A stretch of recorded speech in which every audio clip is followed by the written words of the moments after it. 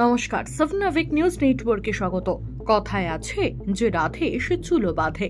প্রচারে বেরিয়ে বড়নগরের তৃণমূল তারকা প্রার্থী সায়ন্তিকা ব্যানার্জি নিজের হাতে রান্না করলেন মাংস। কি বিশ্বাস হচ্ছে না? নিজের চোখেই দেখুন তাহলে।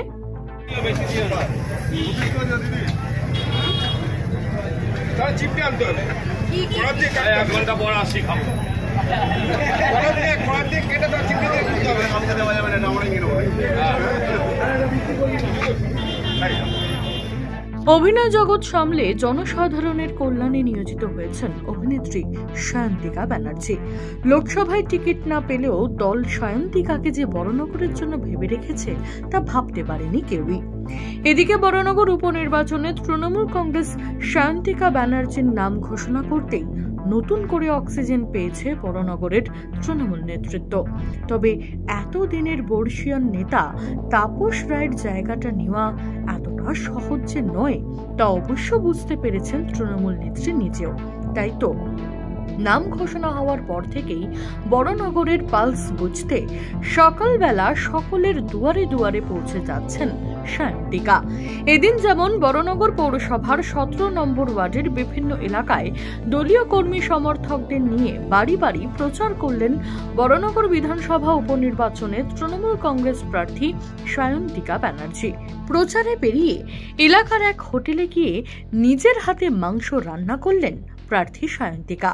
প্রার্থীর এ ধরনের ভূমিকায় খুশি দলীয় কর্মী সমর্থক থেকে শুরু করে হোটেলের কর্মীরা।